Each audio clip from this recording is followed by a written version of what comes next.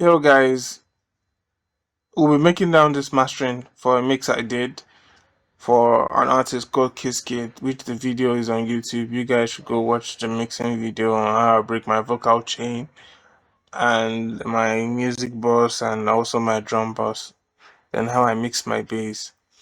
Now, but today we're working on the mastering and this is the vocal, roll, this is the raw mix. What you need the best in me, and I'm here to stay for real, and I'm here to stay for real, cause I know what you need the best in me. So let's go down to the mastering. Now, first of all, started with the limiter just to engage the true peak. I'm putting it on the tube settings and 0 character. I don't want any sound to go above 0 with the true peak limiting. Then I went into a maximizer and I'm using the classic iROC version 4 classic, and I'm using the at threshold 13 and I'm leaving the character at 2. I'm using the soft clip of 5. I'm just using it to get the level of my mastering. So let's play it. And I'm here to stay for real, and I'm here to stay for you, cause I love you. So you can see it's quite loud now. I've gotten and I'm hitting at -9 LUFS, which I'm comfortable with. So I don't want to be confused by loudness. So I'm gotten the loudness I desired in my mix. If you don't understand mixing, you could just send this. If you don't understand mastering, sorry, you could just send this file out and it will be loud enough to compete in with the commercial market. Then after my ozone, I'm then going into an ozone 11. I am using the stabilizer at 1% to boost frequencies that sounds nice. On the mids and the sides, I'm just trying to boost the stereo image of the sides and the mid just to get a little bit of width. So this has a 50, 75 and 100s on the mids respectively. Then it's going 100, 75, 50. These are on the sides. That's all I did there.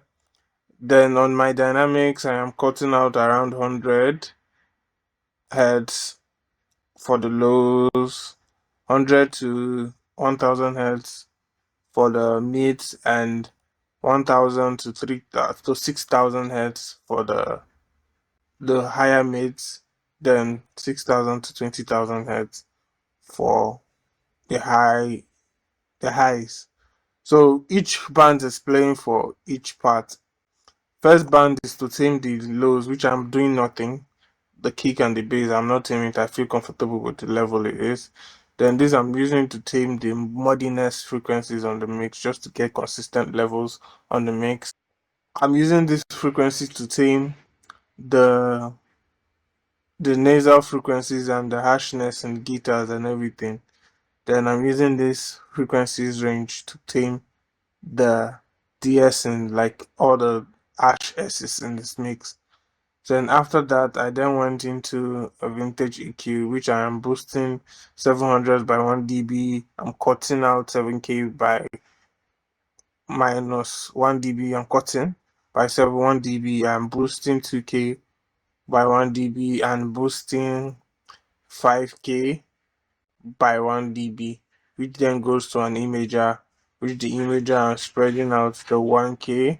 I'm not doing anything to the 100 hertz, sorry, and I'm boosting the 100 to 1000 hertz by 3.